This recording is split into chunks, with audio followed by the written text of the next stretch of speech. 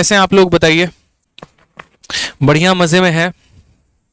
मैं sir MTS के बारे में आपका क्या कहना है? देखो मेरे भाई, एमटीएस की वैकेंसी के बारे में मैं आपको बताता हूँ। आप लोगों ने मिस कर लिया और आज उसकी नोटिफिकेशन आई है, तो उसके बारे में थोड़ी सी भी चर्चा हो जाए। आपके सामने मैं आपको एसएससी की नोटिफिकेशन डाउनलोड करके और दो चार चीज़ें मेरे भाई मैं आपको बताने वाला हूँ।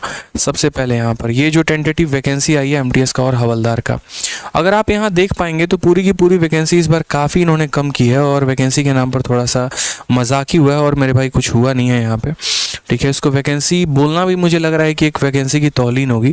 लगभग अगर आप देखेंगे यहाँ पर तो एमटीएस में कितनी वैकेंसी के करीब में आई है, तो आप यहाँ पर देखो एमटीएस और हवलदार की मिला के 1558 वैकेंसी आई है। ठीक है मेरे भाई, कितनी आई है? 1558 वैकेंसी आई है। और ये किसकी वैकेंसी है? तो ये हमारा एमटीएस का वैकेंसी है।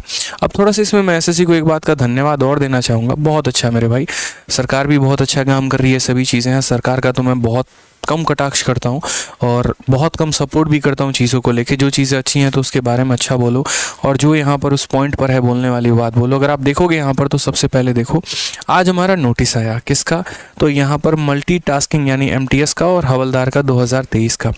और वैकेंसी जैसे मैंने आपको दिखाया 1558 है, हो सकता है थोड़ी बहुत और बढ़ जाए। लेकिन हमारे यहाँ एक कहावत है, और कहावत पता है क्या है? कि जो गन्ने के खेत में गन्ना नहीं दे सकता ना, वो मिल में आपको चीनी और गुड़ तो बिल्कुल भी नहीं देने वाला है। अगर जब वैकेंसी आई और सरकार ने तब वैकेंसी नहीं बढ़ाई ना, तो बाद में क्या खाक बढ़ाएंगे? ये तब तो बढ़ा ही नहीं सकते हैं।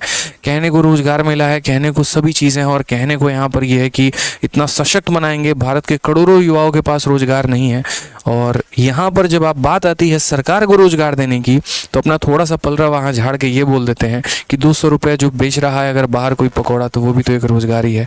तो अब इसमें बारे में हम क्या बोले मेरे भाई? जब कैपेसिटी नहीं होती गवर्नमेंट के पास, तो मुझे नहीं लगता कि जुमले देने चाहिए। क्योंकि अगर कभी आप किसी को कोई सपना दिखा दो और उसके बाद वो आप पूरा ना करो, तो उससे बच्चों को सबसे ज़्यादा जो है वो दुख पहुंचता है। या तो आप अपने मैनिफेस्टो में डालिए ही मत ये चीज़ों को लेके, ठीक है, कि हम फलाने वर्षों तक हम इतना ज़्यादा रोजगार दे देंगे, इतना दे देंगे। ठीक है, तो उससे क्या होगा? हमारी एक्सपेक्टेशन नहीं होगी। हमने कब कहा कि आप गलत कर रहे हैं? बाकी चीज़ें अच्छी करते हैं, बहुत अच्छी बात है, बट आप झूठे सपने ना दिखाए।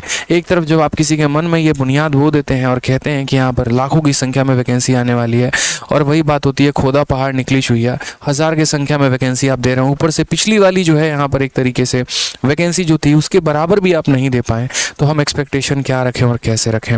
आज मेरे भाई बच्चे पढ़ते हैं इसी वजह से है क्योंकि एक एक्सपेक्टेशन है वैकेंसी आएगी, नहीं तो वो और अपना फील्ड चूज़ कर लेंगे, अपना सेक्टर चूज़ कर लेंगे। ठीक है, प्राइवेट की तरफ मूव ऑन करना शुरू करेंगे, ज़िंदगी में शायद अपने लिए कुछ अच्छा काम सोच लें।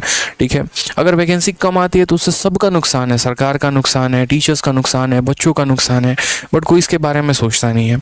ठीक है, थोड़ा सा मेरे भाई इसके ऊपर ध्यान दे तो ज़्यादा अच्छा है। प्राइवेट कंपनीज आज अपने एम्प्लॉयज़ को और ज़्यादा इंक्रीज़ कर रही है, कोरोना के बाद अपनी चीज़ों को डबल ट्रिपल कर रही है। जहाँ पर एक एप्पल था, ठीक है, और एप्पल का इंडिया में फैक्ट्री नहीं था, वहाँ पर इतने सारे आउटलेट्स खुलने शुरू हो गए हैं। और यहाँ हमारे इंडियन गवर्नमेंट में जहाँ पर इतनी ज़्यादा रिक्वायरमेंट है, अगर आप देखोगे तो हॉस्पिटल्स में डॉक्टर्स की रिक्वायरमेंट है, गवर्नमेंट में इतने से अच्छे ब्यूरोक्रेट की रिक्वायरमेंट है। यहाँ पे एक एक जज के ऊपर इतने सारे पेंडिंग केसेस मेरे भाई पड़े हुए हैं। लेकिन जब बात वैकेंसी की आती है, बहाली की आती है, तो भैया दे देते हैं एक लॉलीपॉप की, चलो फॉर्मेलिटी पूरा कर दी और 1000-1200 वैकेंसी देख के अपना पलरा झाड़ लिया। तो मुझे नहीं लग रहा कि ऐसी नीति के साथ हमारा देश आगे बढ़ने वाला है। ठीक है, जब यहाँ पर अच्छे काम करने वाले लोग ही नहीं रहेंगे यहाँ पे, तो बाकी तो हम क्या ही भविष्य की बात करें, क्या जीडीपी और क्या चीज़ों की बात करें। ठीक है, तो जमीनी स्तर पर रह के अगर अपने देश को सुधारा जाए तो उससे देश बढ़ेगा, ना कि जुमलेबाजी से। थोड़ा सा मोदी जी से हमारी दरख्वास्त है कि कृपया इस चीज़ पे देखें।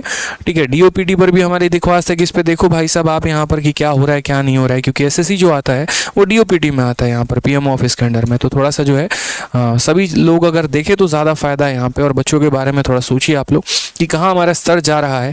जहाँ पर भारत की आबादी लगभग 135 करोड़ से ऊपर की हो चुकी है, वहाँ पर एमटीएस के पेपर में 10वीं के लेवल में मात्र 1600 वैकेंसी आती है। ये एक बहुत बड़ा चिंता का विषय है, इसके ऊपर चर्चा करनी ज़रूरी है यहाँ पे। ठीक है, और सोचने की ज़रूरत है। ठीक है, अगर यही रहा तो शायद मुझे नहीं लग रहा है यहाँ पर कि एक जिस तरीके से बैंकिंग धीरे धीरे आके विलुप्त हो गया, ख़त्म सा हो गया, आप एक तरीके से कह लीजिए। पहले एक वक्त था कि बैंक में अच्छे खासे लोग तैयारी करते थे क्योंकि अच्छी खासी वैकेंसी आती थी, और आज शायद बहुत कम लोगों के मुंह से आप सुनते हैं कि हम बैंकिंग की तैयारी कर रहे हैं। रीज़न मात्र वैकेंसी और कुछ भी नहीं है। ठीक है, तो ये थोड़ा सा ज़रूरी है। नहीं तो अगर प्राइवेटाइजेशन पे आपको लाना ही है तो पहले ही बोल दीजिए। हम लोग काहे का भाई सपना अपना देखेंगे? पहले से बचपन में माँ बाप हमको सिखा देंगे, देखो पढ़ लिख के तुमको सर्विसमैन बनना नहीं है, बिजनेसमैन बनना है, तो भाई अपना से इंसान सोचेगा। ठीक है, तो इसीलिए थोड़ा सा जो है, बाकी सरकार इस पे आग्रह है हमारी, विनम्र निवेदन है हमारी